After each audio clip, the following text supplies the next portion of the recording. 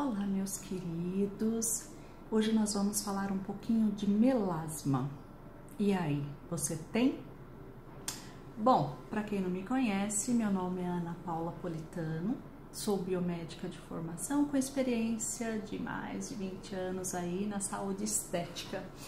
E eu resolvi bater um papinho com vocês para tirar algumas dúvidas que a gente recebe diariamente aqui na clínica, ou mesmo, as perguntas pelas redes sociais, que eu acho que são importantes que a gente consiga esclarecer, para que as pessoas tenham mais qualidade, mais tranquilidade para entender o que está acontecendo e como tratar. Então vamos lá. Melasma são aquelas manchinhas desagradáveis. Quem tem sabe o quanto é difícil conviver com elas, não é verdade? Muitas vezes até mesmo a vida social pode ser abalada.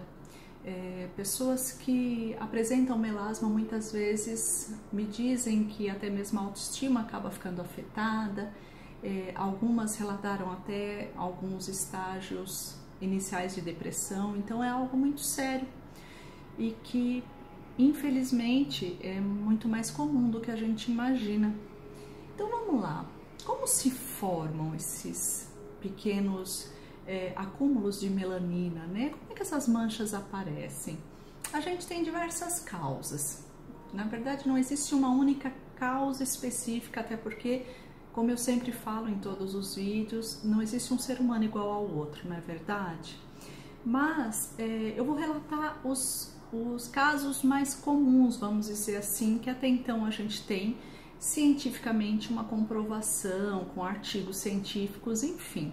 Então, o primeiro deles é a questão hormonal, Principalmente em alguns momentos, como a gestação, a mulher pode sofrer algumas alterações hormonais, no sentido de que, para que ocorra uma homeostase no organismo, você pode ter uma produção aumentada de melanina. Então, quer dizer, você vai ter as células chamadas melanócitos, que são responsáveis pela produção de melanina, com um pouco mais de ativação, um pouco mais de estímulo por causa de uma carga hormonal aumentada nesse período, ok?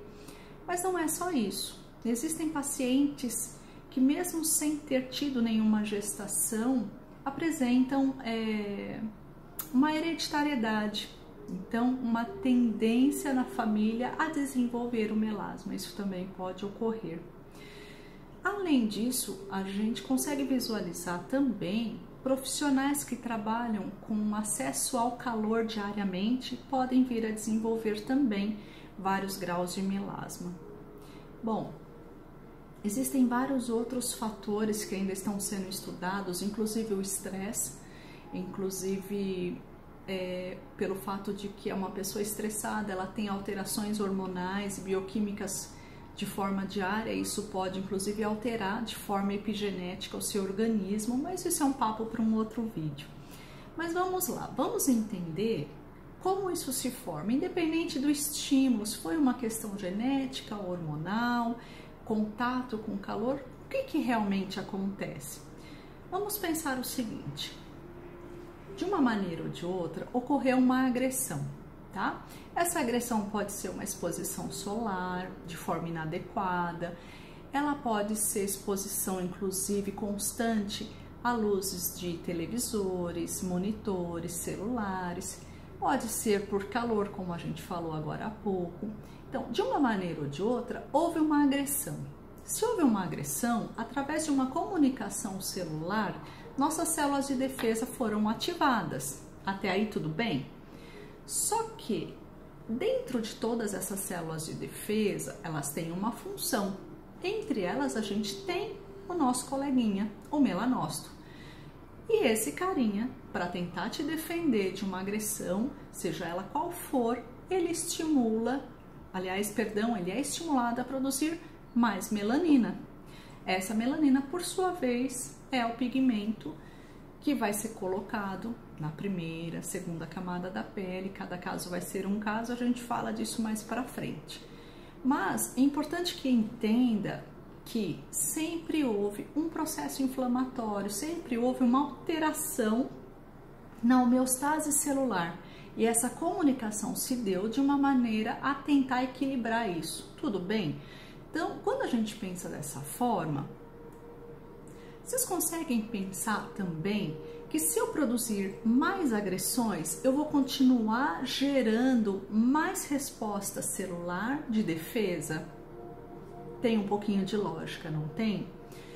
Por isso, hoje em dia, os tratamentos mais agressivos não são mais a primeira linha de tratamento quando a gente recebe um paciente com melasma. Antigamente, vamos colocar há uns 15 anos atrás, os tratamentos padrão ouro eram tratamentos tão agressivos, talvez, quanto a própria causa. Então, eram peelings profundos, eram tratamentos extremamente invasivos e que isso podia gerar um efeito rebote. Mas conforme a gente vai melhorando, vai estudando, as tecnologias vão aparecendo, hoje, graças a Deus, a gente percebe que nós temos outras formas de tratar que não seja gerando mais agressões, pelo menos não agressões descontroladas, entende?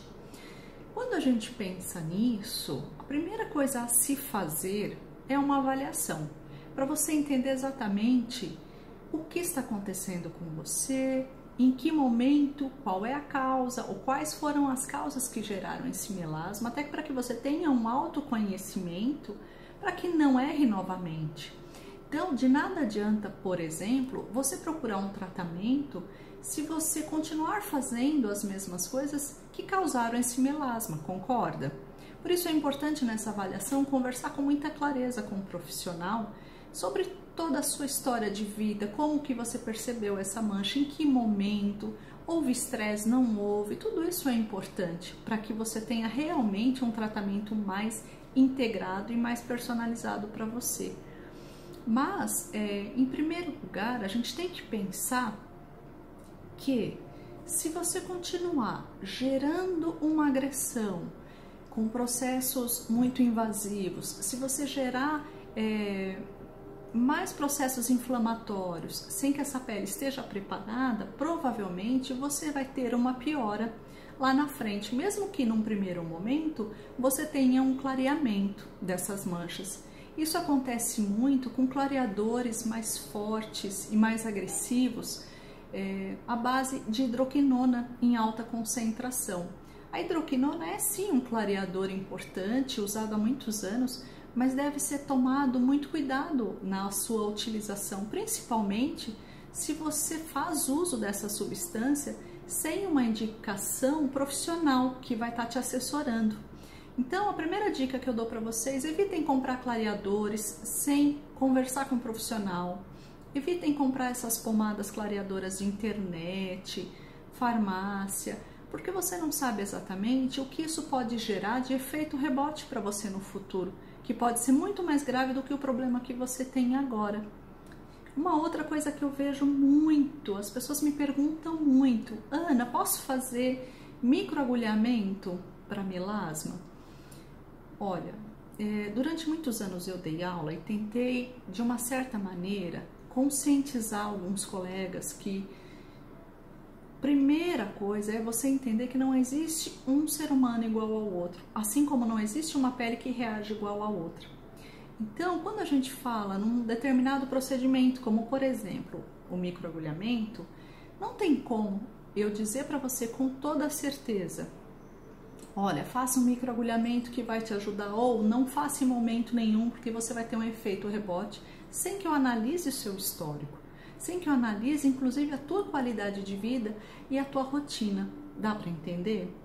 Então, essa é uma outra dica. Tome cuidado com tratamentos que são oferecidos sem que você tenha essa avaliação, essa anamnese minuciosa, tá? Sem que realmente o profissional entenda quem é você e como é que você chegou até ele. Isso justamente para evitar que você entre num problema maior. Tá certo, meus queridos? Espero que vocês tenham gostado dessa dica. E se tiver mais dúvidas, é só entrar em contato, manda uma mensagem que a gente vai, a cada vídeo, tentando passar um pouquinho de informação e de carinho para acalentar o coração de vocês. Tá certo? Um beijo grande, uma semana maravilhosa, com muita luz, muita sabedoria e muita paz para todos vocês. Tchau, tchau.